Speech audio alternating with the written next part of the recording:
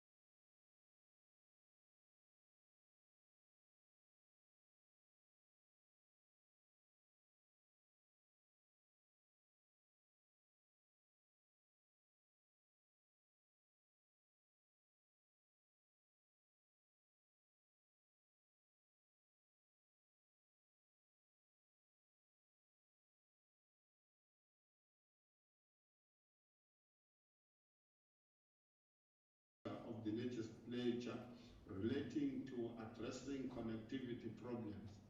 The Speaker has ruled that the following measures will be adopted to try and assist members who may not be able to participate due to connectivity issues. If a member has connectivity problems, the presiding officer will continue with the speaker on the speaker's list for the debate.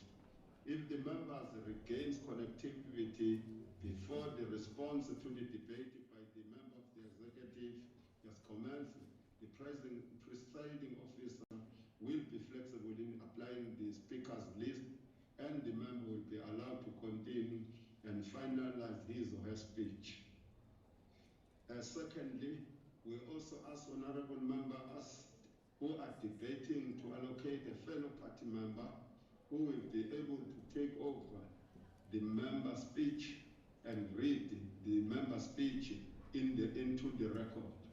The presiding officer will then allow the fellow party member to take over the member speech. If all else fails and the member is unable to present his or her speech or to get another party member to take over, it is directed that the member may submit his or her speech to the Secretary of the Legislature, and the speech will be included in the record of the debate. If a member does not, if the member does have connectivity problems, we will follow the above guidance to try and assist members. I hope that is in order, honorable members. Honorable members not debating are reminded at all times to mute their microphones and switch off their cameras. Also, members are requested to take care of any noise in the background that interferes with the broadcast of the proceedings. Honorable members, we are indicating to you that we are about to start with this hearing with this budget debate of vote number 5. So, honorable members, I think all is in order. So we are now starting our own debate. I want to find out, I don't know what the staff member is doing there, but I wanted to invite the MEC for Education in KwaZulu-Natal, Honorable K.I. Mshengu, to present the budget speech in 45 minutes. Kabwe, are you available? Yes, Honorable Chair, I hope I'm audible that side.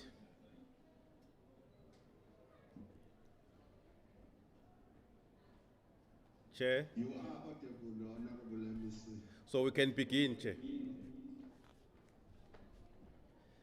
Thank you so much, Honorable Chair and honorable members, for affording us the opportunity to present the 2021-2022 budget policy statement for Vote 5 Department of Education.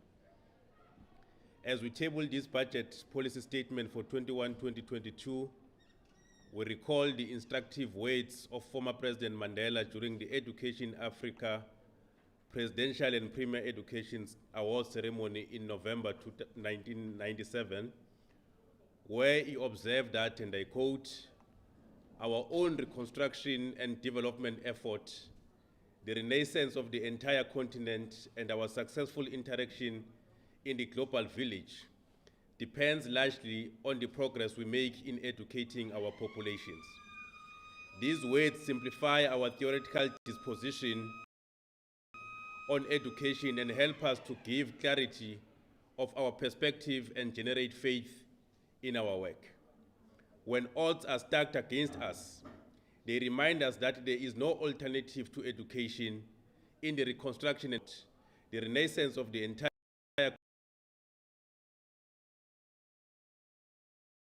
continent and successful interaction in the global village.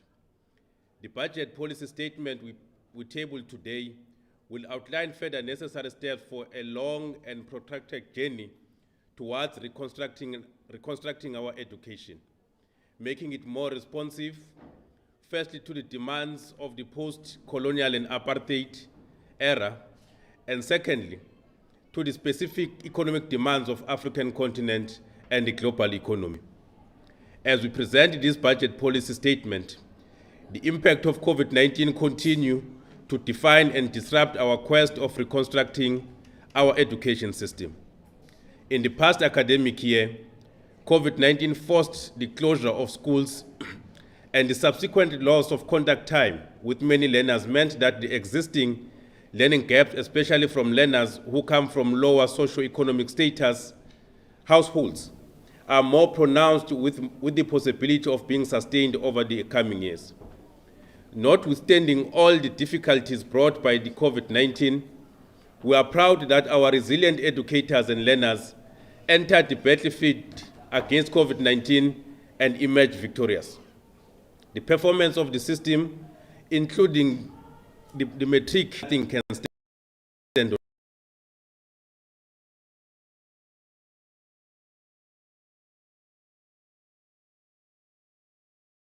on our way. Like in any battlefield, even the victorious side does suffer some casualties. It is for this reason that we have to double our efforts towards the total transformation of the education system. As we navigate through these difficult times of the pandemic, we draw comfort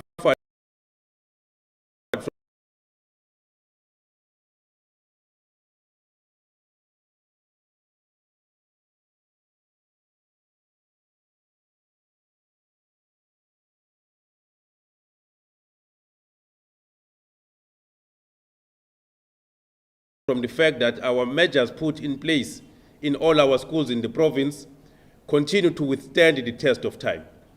We reiterate the call to all our educators as well as learners never to let their guard down. They should exercise maximum caution and follow all prescribed protocols. The strategic intent, honorable members of the department, is articulated in our vision of striving to be an innovative hub for quality teaching and learning that produces learners developed to exploit opportunities for lifelong success. At the center of this vision is a classroom where all efforts should be positively felt. Our schools must therefore be urgently transformed into innovative hubs for quality teaching and learning. In line with this ambitious vision, we have said, we have further enumerated features of a school that can be described as an innovative hub. And these features include the following: a culture of continuous improvement, frequent and appropriate teacher development, realizing expectations for learner success, adequate curriculum resources, effective teaching and learning, focus on STEM and other gateway subjects, focus on literacy, numeracy, and digital skills, strong leadership management in schools, effective support for district or from district and head office, proper guidance on subject choices, strong parent and community involvement, and rewarding schools that do work or that perform.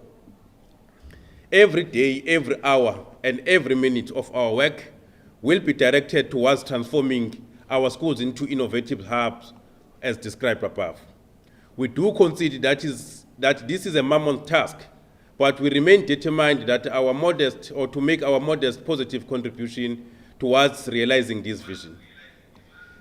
Honorable Chair, the former Vice Chancellor of Education in Colombia, Vicky Kolbeck, made a telling observation in the study titled The Worldwide Educating for Future Index 2018. She said, and I quote, "If you transport a doctor from 100 years ago into a hospital, that doctor will be lost because everything has been changed in medicine. If you put a teacher from 100 years into a classroom today, he or she will find not much has really changed," unquote. If we are to succeed in making our schools innovative hubs for quality teaching and learning, changes in the classroom setup can neither be avoided nor delayed. In keeping with these necessary changes, the past financial year saw the department piloting 2 e-learning solutions in selected schools in our province. These are Microsoft 365 and the Gamma solution. The former works with connectivity, whilst the latter works offline and was piloted in 100 schools in the district of Utugela and Umzinyathi. We now are in a better position to determine what will work for the department.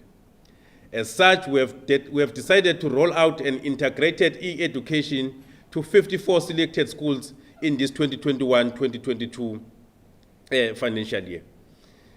The key features of these schools will be the following: access to digital content and cloud-based learning aids and applications, access to internet services targeting 10 megabyte upload and download capabilities in all classrooms, replacement of all chalkboards with interactive smart whiteboards, media-stroke computer centers, fully equipped smart classrooms for virtual teaching and learning, digital libraries, science laboratories, resourcing all educators with laptops, training all educators on the use of ICT in their lesson plans and delivery. All schools to be built and those that will be renovated will have to comply with these features for our new generation schools. Facilitating ease of governance in our schools is also crucial in turning our schools into innovative hubs. Principals, as managers of schools, should spend greatest part of their time within school premises. For this to happen, principals need to be properly resourced to manage schools effectively. We have since launched a program of one principal, one laptop, with an aim of ensuring that principals are able to work online and reduce traveling time for submissions of reports and attending workshops or meetings that can be done virtually. This will further make it easy for principals to effectively use the HR app in the process of appointing educators and thereby reduce the time it takes to fill a post. The availability of budget will determine the pace of the rolling out of this massive project of modernizing ways of teaching, learning, and governance. Whatever it takes, we are determined to succeed, for failure is not an option. Honorable members, a few years ago, the department identified the need to establish focus schools as a way of exploiting our comparative advantage as the province and further equip our learners with knowledge that will enable them to be compatible with the ever-changing education landscape. Among these focus schools are the following: the Anthony Lambert Maths, Science and Technology School or Academy, the School of Innovation. On the 15th of February 2021, we officially opened Anthony Lambert Maths, Science and Technology Academy.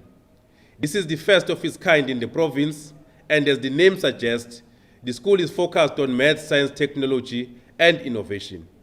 The school for this year houses 134 grade 8 learners who are drawn from all walks of life, including those whose background will not have allowed them to access such a school without financial support. To keep the school sustainable yet accessible, 50% of the learners are fee-paying and 50% are non-fee paying. We'll continue to invest more on this school so that it meets the intended objectives. We are already in communication with different leading experts across the country to help the upward trajectory of the school, particularly focusing on curriculum content and management. The second one is Maritime School. Amongst the comparative advantage of the province is its coastline. The ocean economy remains unexplored and has a potential of providing a variety of opportunities in, amongst other areas, gas and oil exploration, shipbuilding and maintenance, tourism, aquaculture, and many more. We have successfully secured a suitable site for construction, and it is expected that we will break the ground in the last quarter of this year. The School of Agriculture remains one of the key economic sectors in the province. The department aims to increase the number of agricultural schools in the province and had identified Dablaman's combined school to be converted into agricultural school. Thorough preparations had been undertaken, working together with the Farmers Association in the area. However, honorable members, we are disappointed that the Farmers Association is now reneging from all the principled agreements reached in areas of cooperation, which make it impossible to continue with Dablaman's as an agricultural school. We, however, are pursuing the engagements, but if all fails, we'll be forced to look for another suitable site. On School of Mining and Arts and School of Art, We have commissioned a feasibility study to explore the possibility of schools of mining and that of art in the province. KwaZulu-Natal is endowed with unmatched talent, which most of it remains unprofitable because of the lack of support and nurturing of this talent.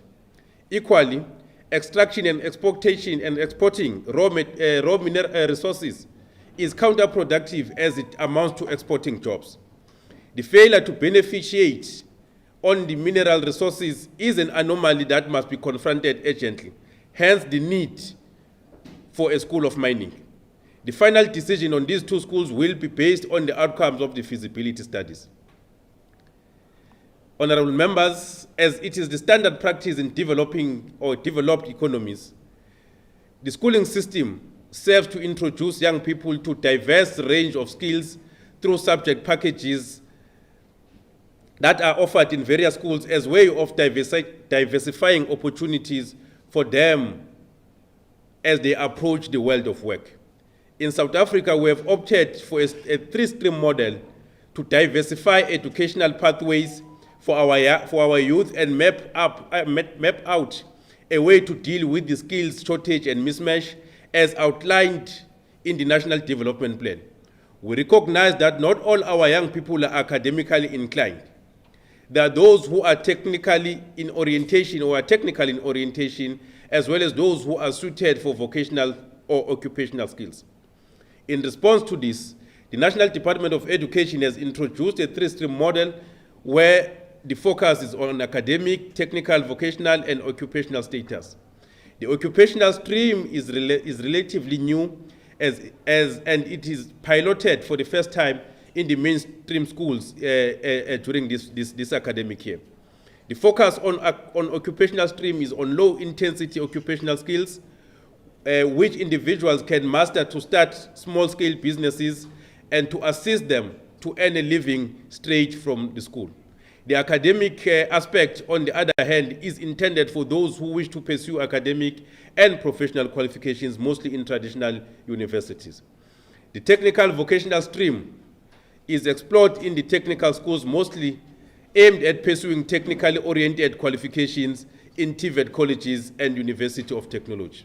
To this end, honorable members, the department has identified at least 10 schools where we are piloting occupational stream in grade 8 for this academic year. And the following schools, Honorable Chair, which are piloting these schools are actually identified in the table. We have tried to spread the pilot of these schools across the district in the province of KwaZulu-Natal with the hope that the outcomes will be positive. Honorable members, in order to create a conducive environment for learners with special needs, the department is building new infrastructure for special schools and upgrading existing ones. The department has constructed and officially opened Polela Special Schools on the 30th of March 2021, and this is one of our schools that is a pride of our province. Amongst other new schools to be that are nearing completion are the following. Inanda Special Schools in Pinetown District, which is at 84% completion. Open Gate Special School in Mkungundlovu District, which is at 76% completion. Ifafa School in Uku District, which is at 65% completion. Construction of YWCA Special School in Amachuba District, which is at 25%. And the commencement of construction in Tonga Special Schools in Pinetown District to be completed in this financial year. The department will also move ahead with the construction of Musa and Bawelile Special Schools in Zululand. The department will also continue to provide other means for learners with special education needs, such as adding 5 more buses that are specially designed for our learners, in addition to the 33 procured in the past 2 financial years. The braille textbooks and other assistive devices that are in line with the developing technological developments will also be provided. On infrastructure, honorable members, infrastructure delivery remains a crucial enabler in the schooling system. Our schools' infrastructure must accord with the vision of transforming schools into innovative hubs for quality teaching and learning. Our schools must be fit for purpose in every respect.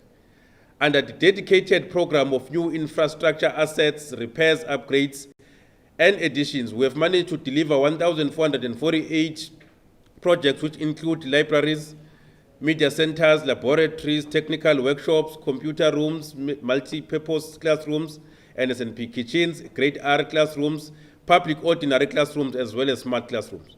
We are proud to report that we have completed 8 schools as committed in the past budget speech, and these are Umtantengwayo Primary School in Pinetown, Ilovu Secondary School in Umlazi District, New Mahlabeni LP School in Umkanyagude District, Bevo Primary School in Utugela, Holy Nyoga Primary School in Zululand, and Bloemfontein Primary School in Erikwala. We'll have to change this Bloemfontein name and give it a proper name.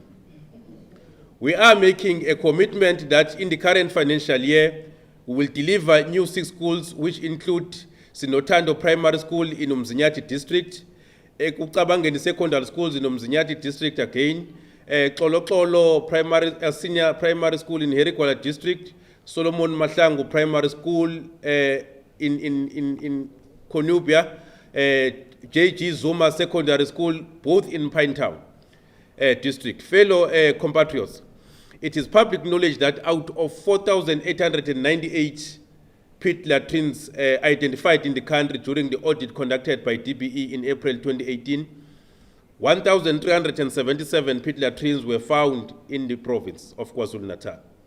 Soon after conducting our study, conducting our own assessment of the pit latrines, we set the ball rolling, working beyond the call of duty in the quest to eradicate the hazardous pit latrines that were still prevalent in some of our schools, especially in the remote rural areas. To this end, we can report that 410 pit latrines out of 1,377 have since been eradicated. There are 526 under construction and due to be completed in this financial year. There are also 171 projects which are in various stages, including tendering, evaluation, and awarding for this financial year.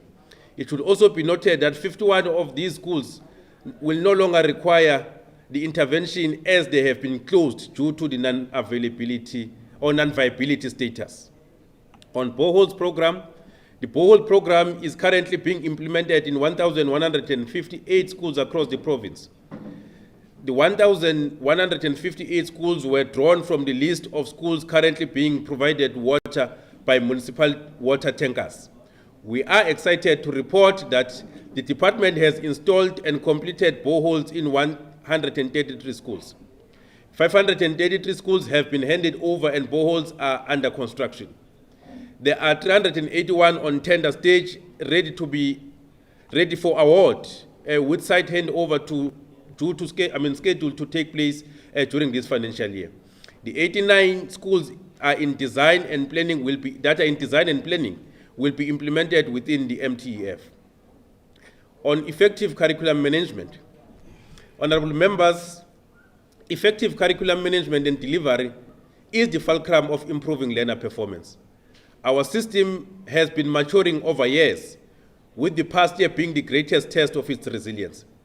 Faced with the disruptive effects of COVID-19, the system was able to withstand the effects and perform generally well throughout the grades, with the class of 2020 performing at exceptionally 77.3%. The province also managed to improve bachelor passes from 44,189 in 2019 to 51,060 in 2020. Diploma passes from 32,696 in 2019 to 35,195 in 2020. And distinctions from 41,901 in 2019 to 50,005 in 2020. Based on the analysis of the previous performance, we have put in place the 2021 Academic Improvement Plan and revised the curriculum management and delivery strategy. The aim is to improve learner performance in all grades, with also targeting to break through into the 80% bracket for the for matric pass rate in 2021. Our interventions in this regard will entail the following: supervising the taught curriculum at classroom level, monitoring and evaluating the curriculum implementation, providing support services and resources to educators, providing skills development training for educators, developing exemplars and demonstration programs for quality learning activities, and quality assuring the assessment for learning. Particular focus will also be given to improve performance in gateway subjects such as maths, physical science, and other technical subjects. This academic improvement plan, honorable members, will remain a pipe dream without educators in class. And this year has been a very difficult year to achieve timeless placement of educators in class. The internal challenges have been compounded by the budget cuts and the movement of surplus educators as we start a new 3-year cycle for their movement. We continue to work with the unions and other stakeholders to ensure that we expeditiously resolve the outstanding placement of educators to our schools. Honorable members, studies across the globe indicate that a learner who has gone through quality foundation phase is likely to perform exceptionally well in subsequent grades. Therefore, if we are to perfect the performance of the entire system, special attention and investment should be given to foundation phase. As part of improving the performance of the foundation phase, in 2020-2021 financial year, the department recruited 1,737 unemployed youth and provided them with stipend and bursaries to go on training in 3 TVET colleges. These practitioners are trained on ECD NQF Level 4 qualification, which will be completed in March 2022. The plight of Grade R practitioners remains amongst the top priorities for our department. We need suitably qualified Grade R practitioners who are paid according to the work performed and the qualifications they possess. I have since directed the HOD and the CFO to look into possible ways within the constrained budget to gradually improve the salaries of those who are suitably qualified. The improvement we envisioned at a foundation phase means that there will be no place for Grade R practitioners who hold no qualifications. We have also developed and launched the KZN reading strategy, which amongst other things aims to address the mischief of inability to read with meaning by 78% of learners at grade 4, as was found by the Pearl study. The reading strategy is anchored on the following pillars: teacher development and support, direct learner support, parental and community support and mobilization, provisioning and utilization of LTSM, tracking learner performance reading outcomes, research, monitoring, evaluation and reporting, partnerships, advocacy and communications, reading across the curriculum. Honorable members and fellow compatriots, the question of teacher development should not be attended to casually or occasionally, but must be an integral part of changes that happen within the classroom environment. If we are to keep pace with the environment or with the development across the globe, the starting point should be development of teachers who must in turn impart the necessary who must in turn impart to the learners necessary knowledge, skills, and competencies. The strong case of teacher development was made by Professor W.E. Du Bois in his seminal writing titled The Talented Tenth. And in that seminal writing, he argues, and I quote, "To establish any sort of system of common and industrial schooling system, or rather school training, without first providing for the higher training of the very best teachers is simply throwing your money into the winds." He further argues that schoolhouses do not teach themselves. Piles of brick and mortar and machinery do not send out men. In the training of the living human soul, or rather it is the training of the living human soul, cultivated and strengthened by long study and thought, that breathe the real breath of life into boys and girls and make them human, whether they are black or white, unquote. Professor Du Bois reminds us that we can build state-of-the-art schools which are necessary, but the product will not change if we do not invest on the development of teachers. He tells us that it may be futile to give learners latest gadgets when they are still to be taught by a teacher who has not modernized the ways of imparting knowledge and skills to these learners.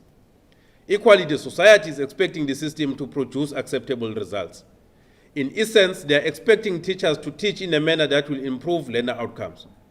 We too equally expect that teachers at a classroom level will do their work in a manner that will produce results. However, we are conscious of the fact that for teachers to perform, they also need to be supported. In this instance, we are guided by Elmo's principles of reciprocal accountability, which demands that, and I quote, for every unit of change performance that is required, an equivalent unit of support and capacity should be provided to those responsible for change. From this year, we have resolved that teacher development will be part, or rather will be at the center of our school transformation agenda. Our conceptualization of new generation schools include well-trained educators who are also steeped in the culture of lifelong learning. Since last year, we have had numerous meetings with teacher development unit to review the skills development plan. The first point of departure was to reassert that 1% skills levy should be utilized fully and wholly for skills development of the workforce and nothing else. We have also engaged on reviewing and refining priority areas of development. The 2020-2021 financial year business plan had 78 areas of training, and we felt that they were not really focused and impact-driven. To date, we have reduced them to 18 areas of focus, and we still believe that we can reduce further so that there can be a measured impact insofar as the training is concerned. This year, we will also work to harmonize, or rather to institutionalize, professional learning committees across the province. These committees will see educators meeting to share experiences and best practices in terms of curriculum delivery and management. They will also provide platforms for the interface of primary and secondary educators in relation to the type of learners that primary schools give to secondary schools. Honorable members, in isiZulu we say, imfundo inkomo esengwa liviyo. The education of our learners is a responsibility of all of us. We must equally take accountability of what happens to our schools within and outside the schooling premises. As the province, we have just completed the election of the school governing bodies in our schools for the 3-year term of office. SGBs are important structure of governance and parents' involvement in the affairs of our schools. We thank all parents and different stakeholders who worked with us to ensure that a smooth and successful running of these elections is achieved. We implore parents to take active interest in the education and behavior of their kids. This is a necessary support to complement the work done by educators in the classroom. We also continue to call on committee members to protect the school infrastructure and the smooth running of our schools. The scandalous stealing of school property only serves to destroy the future of our kids and the necessary development of our communities and the society at large. We also condemn the disruption of schools when communities demand other services. Schools should be treated as holy places. Honorable members, the weaknesses in some areas of internal control continue to expose the department to wastages, fraud, and corruption. They also constitute a barrier to improved audit outcomes. In the final analysis, they constitute a threat to the effective and efficient functionality of the department. We have since set our eyes firmly in correcting these weaknesses. The turnaround strategy for supply chain management has been adopted and is being implemented. The strategy entails, amongst others, strengthening the capacity at SEM to include suitably qualified personnel and improving all related control measures to avert collusion, fraud, and corruption. Over the years, the department has lost over 500 million rands due to staff debt. This is made possible again by weaknesses in internal control measures and the outdated operations of the department. Whilst we need to recover this money from the ex and current employees, we have to close where it leaks. We need to close the tap. To this extent, in addition to the appointed debt collectors, we are exploring and finalizing the process of an electronic system for leave management and timeous termination of those employees who have resigned or retired early from the service. We'll also be enforcing consequence management against all those employees found to have disadvantaged the department. We'll do this without fear, favor, or prejudice. The area of consequence management will also see an expedited process of disciplinary cases so that the department does not lose money paying people who are on prolonged suspension. Ladies and gentlemen, honorable members, the budget cuts over the MTF mean that the available budget does not sufficiently cater for both field and vacant personnel numbers currently in the system. This is mainly due to the budget cuts attributed to fiscal consolidation and the budget reductions implemented as a result of public service wage freeze against the compensation of employees. The impact of the budget cuts of 6.3 billion will severely be felt by learners at a classroom level. Because of these budget cuts, it is now a reality that we need to face that we will have classrooms that will be left without educators, that schools will not be sufficiently supported by district offices, and that head office will not be able to efficiently support the entire system. The pace of building new schools and renovations and additions will be fatally impaired.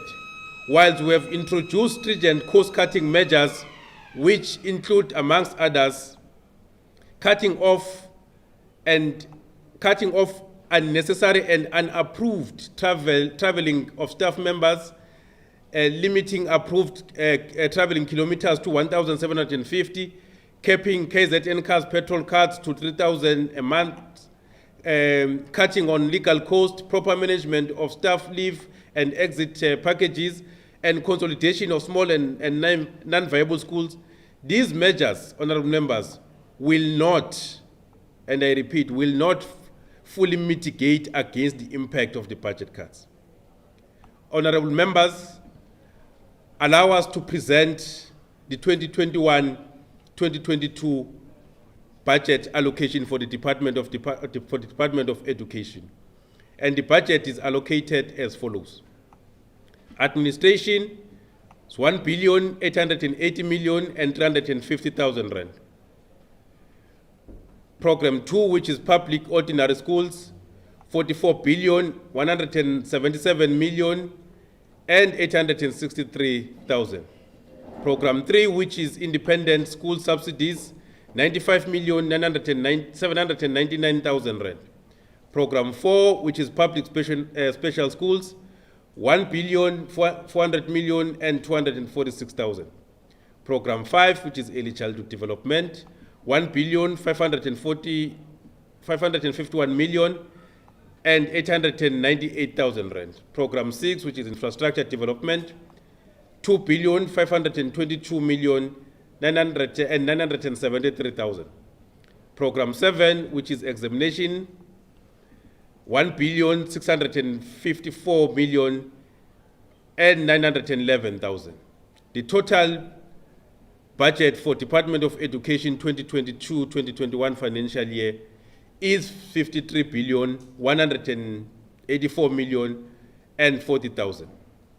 In conclusion, Honorable Chair, I wish to recognize the invaluable contributions of all members of the legislature across the political lines in giving us support to the work we do as a department.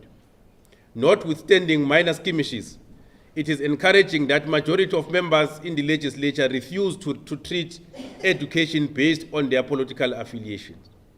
I want to thank the Premier and my fellow colleagues in the Provincial Executive Council for the wisdom and the support they give to the department at all times. To the Portfolio Committee on Education, you continue to make our work much more easy. Your role on oversight and ensuring accountability only serves to strengthen our resolve. To our stakeholders, particularly the unions and school governing body associations, we appreciate the frank, brutal, yet progressive engagements we normally hold. You are indeed a pillar of a thriving department. To my family, I thank you for the continued support. I thank you, Honorable.